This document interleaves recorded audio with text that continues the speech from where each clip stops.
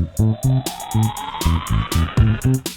up, what up, what up, people? It's your boy Marv, and this is The Nerds in the Hood. Yes, sir, we are back again doing our thing. Another edition of our wonderful program that I made here.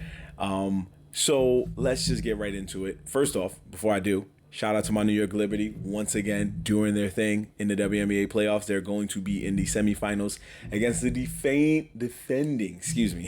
defending reigning WNBA champions, the Las Vegas Aces, holding it down for Las Vegas, doing their thing. But we have a tough test ahead of us.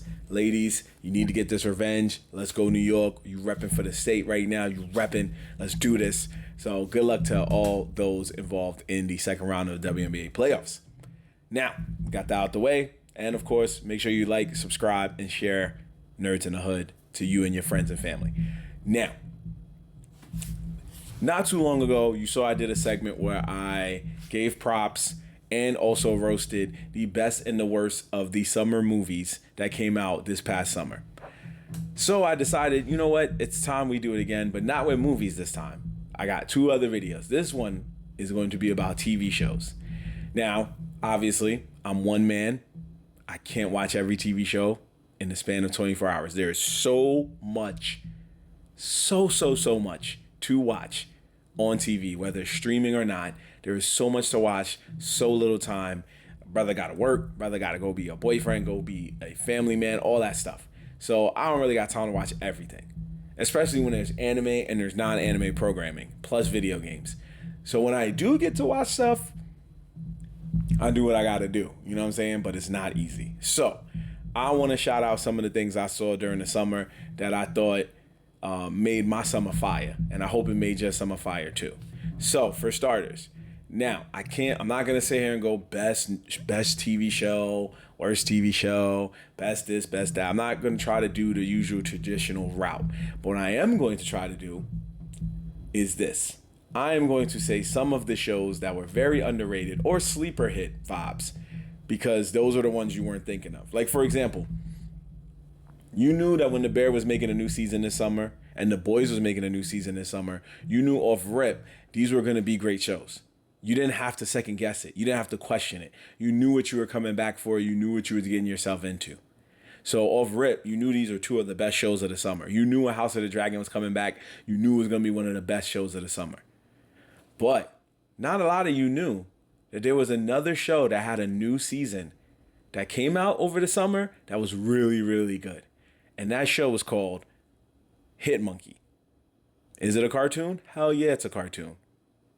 Is it based off a comic book? Hell yes, it's based off, I think it's a graphic novel. But either way, it's from Marvel Comics, and it's a really good show about literally what you think. It's a monkey that is now an assassin. He's going ham. He's going all over the place. He is well feared now by season 2. Everybody knows who he is. He's made a name for himself. His best friend is a dead assassin who was voiced by Jason Sudeikis. And now they go into the agency of all hitmen, and the owner is voiced by Leslie Jones. And there's other guest voices, not guest voices, but voices in there like Olivia Munn and Nathan Felder and so many other people.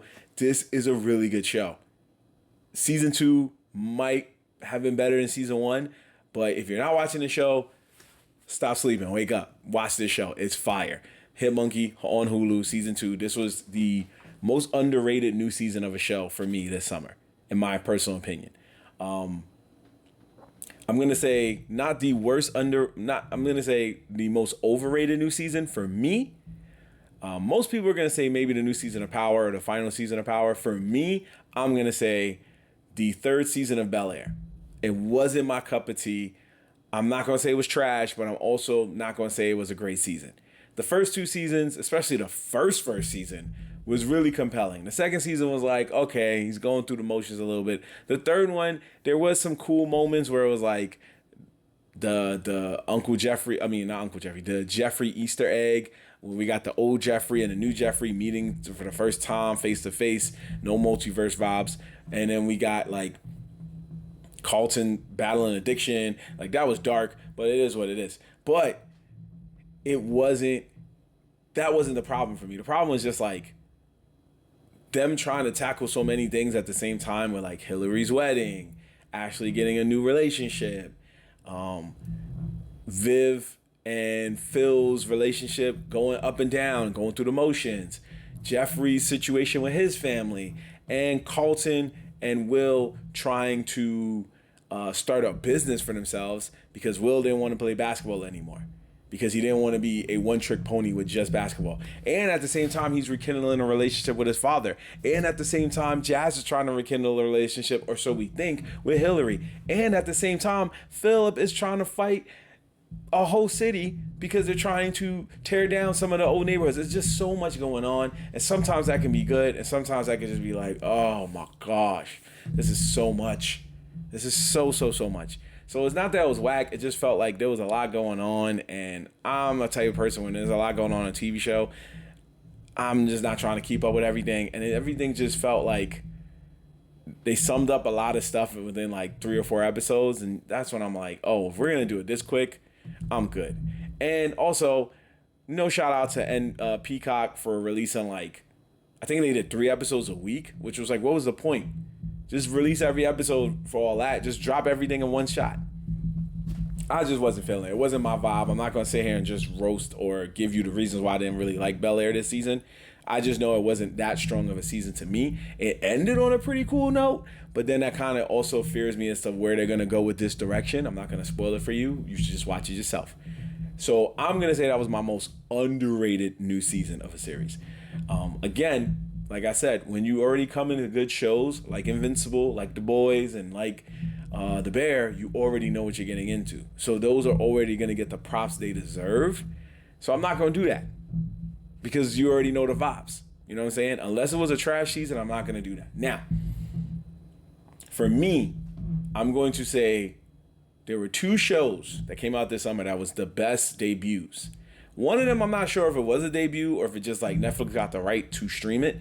But the other one, I know was a new debut. Now, this one's borderline spring-summer, but I'm going to say it was a summer show. And that was Dark Matter on Apple TV. Oh my gosh, this was such a great show that dealt with multiverses in such a unique way that I didn't see that coming. Yes, it was based off a book, but this was another great adaptation of something where it just really kind of took your mind someplace where you wasn't expecting it to go. Like, again, we deal with multiverses, with time travel, with other things, and they just did it with a simple invention.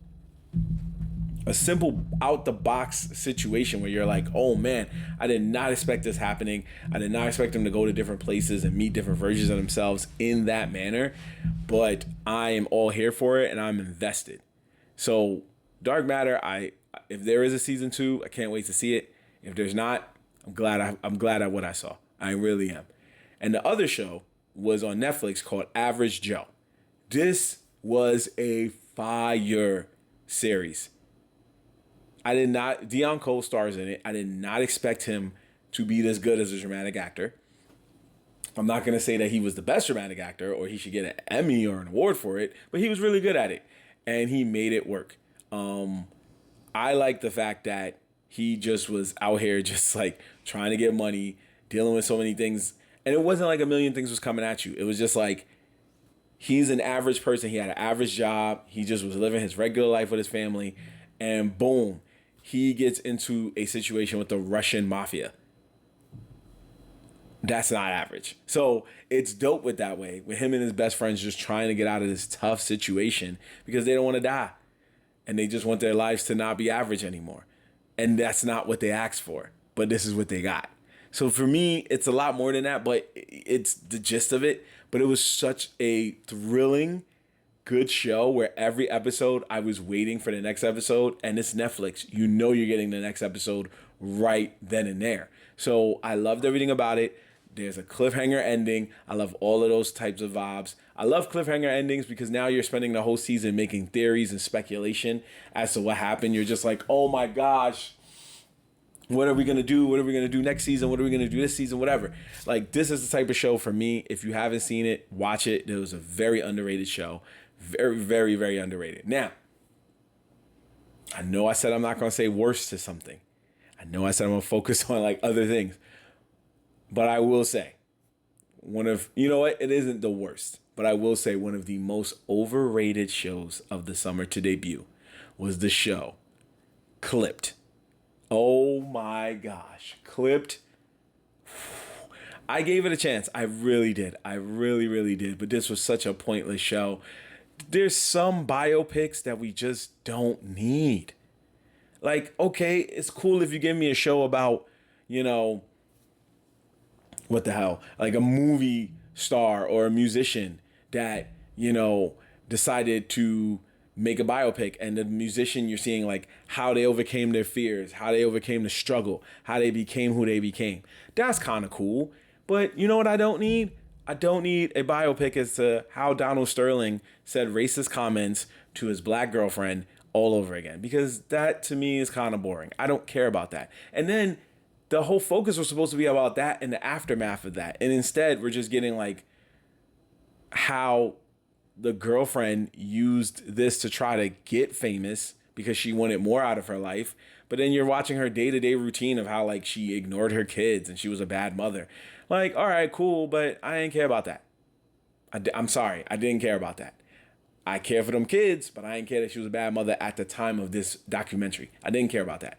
I didn't care about how, you know, Lawrence Fishburne had to play Doc Rivers, who didn't really look much like Doc Rivers, let alone did he also admitted, which also pissed me off, side note, he admitted in an interview he didn't even know who Doc Rivers was, which, unless you don't watch basketball, is complete and utter BS. I ain't calling him a liar. I'm just saying, if you watch basketball, you're aware of who Doc Rivers is. You're aware of who this man is. Even though he's only won one championship as a coach, he is still a coach that always gets a job. He's currently coaching the Milwaukee Bucks right now. He's getting ready for another season, his first full season as a Milwaukee Bucks coach. But this man always finds a job. His son played in the NBA and now is a broadcaster. There is no way you do not know who this man is. But I digress. I'm saying this to say that everything about this show that could have went wrong. It just felt very just like they try to go outside the box, which, again, this is why I feel we don't need biopics. And at the same time, they went in a route where it was just like, yo, fam, we're going to get just random people that look close enough to the people that were involved in this situation. Ed O'Neill, yes, pretty convincing. Donald Sterling, yes. And I forgot who played Donald Sterling's wife, but she also played it. And the woman who played the black girlfriend, also pretty convincing. But there ain't no way you was going to tell me that Doc Rivers looked like Doc Rivers, Chris Paul looked like Chris Paul, JJ Redick looked like JJ Redick, or anybody else in that documentary playing these basketball players or the front desk personnel or whoever. Nobody looked like nobody. You could have just made that a whole separate show, and I would have been more convinced that that's just a new show on Hulu. This was not good. I gave up by episode 3. I didn't even want to keep watching it. And now they're doing it again with the Aaron Hernandez story. And it's like, again, no disrespect to anybody who wants to do these things and watch these things. And if these actors are getting roles off of it, fine, get your money. But I just don't care for biopics about people who did murder. I don't. What was the Jeffrey Dahmer one? That one won awards and stuff. All right, fine. But we have to sit here and watch the makings of a murderer, basically. And now we're doing it with the Melendez brothers or whatever, Aaron Hernandez. I don't want to watch that. I don't care. I don't care what made this man go off, because he went off either way. At the end of the day, you still know the end result. They did what they did. It was messed up, and we got to live with that for the rest of our lives. I don't want a show that praises this. I don't want shows that praise it, because at the end of the day, we shouldn't be, and it's not to say that they're praising it, but it's just to say that, like, it's in a similar vein as a musician's biopic or an inventor's biopic. We're watching what made them them. But at least on the musician side, you're like, okay, this is what made you a great musician. These are the trials and tribulations you had to go through, the sacrifices you had to make. Sometimes the bad things you had to do to be a good performer. And the lessons you learned along the way. Same thing with an actor. Same thing with a biopic about a scientist. Like, those are fine. But when you give me this stuff about a guy or a girl who, like, murder somebody, even when they rob somebody, it's kind of like, did we really need that? Like, yeah, it's kind of entertaining, but I don't think it was worth to be made. And because Dahmer did so good, because this Melendez story is probably going to do good, and because the Aaron Hernandez story is probably going to get a lot of views, we're going to keep doing this because Hollywood is going to think, yeah, this is the wave. This is what people want to see. So don't be surprised when you see 5, 10 more of these on different streaming services, and some of them get awards. Woosah. Anyway, moving on. Like I said, clip wasn't good. There's a lot of other shows I could bring up, but I'm not going to spend the time to do that. I'll be here all night. So we did, most underrated debut, most overrated debut, all that good stuff. So I just want to move on to like a couple more things and then we'll be gone. Because remember, the Olympics took up most of our attention. So we wasn't getting to watch a lot of shows we probably wanted to watch in a timely fashion because of the Olympics. And that's fine. That comes once every 4 years. So I'm okay. Next year, this won't happen next summer. But the best reality show of the summer is, and probably always will be, Love Island. Love Island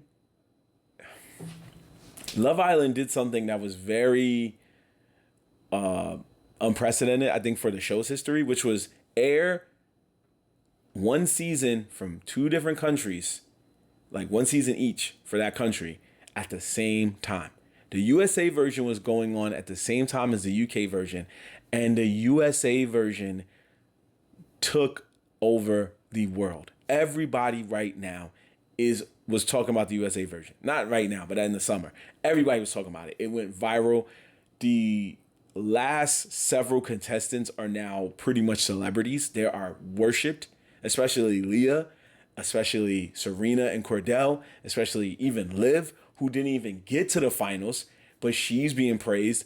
Kayla, who went through hell and now is being praised, and Janae and her boyfriend Kenny, and Rob. So a lot of them, some of them who didn't even get that far in, are being very praised and they're being beloved by the fans because this was one of the best seasons of the USA version.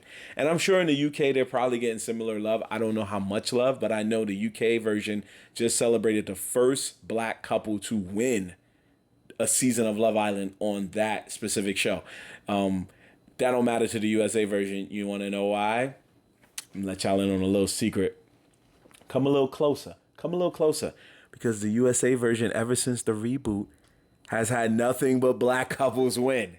The last 3 couples, including this current one, were all black. So Love Island is on a wave, and that wave is going to crash into next year when it gets bigger again. And I'm sure they're going to find some way to up the ante because it's the only way you can go from that really, really good performance. And if the Australia one does something, it's going to be later in this fall, and I'm sure it'll be just as good, and we'll cover that when the time comes. I don't really think I can say a worse reality show because I don't really watch a lot of reality TV. So I'll just say that was the best one. I don't really know what the worst one is. If you have a worse one, write it in the comments and let's look at that. Well, I'll talk to you. I'll be right. I'm very active in the comments. FYI. I'll be writing back. Even if it ain't ASAP, I'll be writing back. Anyway. So, best new reality show, though, I just started getting into, most slept on. It's called Anonymous. It's on USA, but you can catch it on Peacock. It's a pretty good one, and I like it. I think it's dope. Anonymous, they get all these people together, and it's kind of like a dash of like Love is Blonde, The Circle, all in one. Because what they do is they get these people together, they do challenges, the challenges build up money, but then what ends up happening is they go into their own private room and they just write shit about each other. And it's in a group chat, and you don't know who wrote it about you. You don't know who is writing. They just show icons of the person, and that's all you see. Yo, this person whose icon is Flame just said that I was trash at this last challenge, and you don't even know who it is. And then at the end of it, one person gets picked to anonymously eliminate a person. This game is crazy. Yes, there are rules and there's limitations to it, but oh my gosh. This show is crazy. I rocks with it. I really, really rocks with it. Speaking of rocking with it, I'm gonna say there's one last thing, and I think we're gonna wrap it up from there. Another thing that always happens during the summer, and I've learned, is that game shows arrive, and a lot of different game shows come out, Some stay on a long time, some don't. But one that I found out, which also is to me best new game show, best sleeper, is called the 1% Club. This one is pretty interesting because what it does is it gives you brain teasers and it gives you different questions that you have to really pay attention to the wording and how the question is said. So when you read it, you understand what the answer should really be. Some of them are really tough and some of them are like, oh, this is a layup. This is wild easy. But there are some of them that are a half court shot and you really gotta focus to make it in. Patton Oswalt hosts. That's my guy. Ratatouille right there. But it's a really good show. I suggest you check it out. It really makes you question how smart you probably are because they're trying to see if you're part of the 99 percentile of people who just think impulsively and don't make the right smart choices, or you're that 1% that's really, really smart. So great summer for shows. Not so great summer for some shows, but it is what it is. That's how we are every single year. Big shout out to all the shows, whether they had a new season or they didn't, or they debuted, that was just fire and made the summer fire for everybody. And I had to do that big, long, dramatic breath pause. And we have to say goodbye to two shows that aired their final seasons this summer, which was two actually spin-off black lead shows. One is Power Book 2 Ghost, and two is All American Homecoming. These two shows are ending this actually next week. By the time you see this episode, it'll probably be on the verge of ending. They're hitting their last episodes next week. Really just cool, powerful shows. One is about the crime world of Tariq St. Patrick while he's attempting to go to college. The other one is about a woman named Simone, who is actually in college and the trials and tribulations she went through in college. And this season, they gave her some trials and tribulations. The woman literally, I can't even spoil it, but she went through some stuff. And I can at least say that she has a whole love issue going on. Her boyfriend and her broke up. So now she's trying to get with another dude she wanted to get with. So a lot of different things is happening. A lot of surprises they threw at us for this last season so it could keep us watching. But all in all, these were shows that I really liked. Power Book 2 got 4 seasons. All American Homecoming got 3. But got to give that final sign off to y'all. Y'all time has come, and at least y'all got to do it during the summer. I enjoyed it. If they ever find their way back into television with a new season, I'll be there to watch. But for now, I appreciate y'all for what y'all did. Salute. Survey Court style. So, with that being said, this was our summer TV showcase. Again, I can't sit here and tell you every single show. I'll be here all day. You don't want that. I don't want that.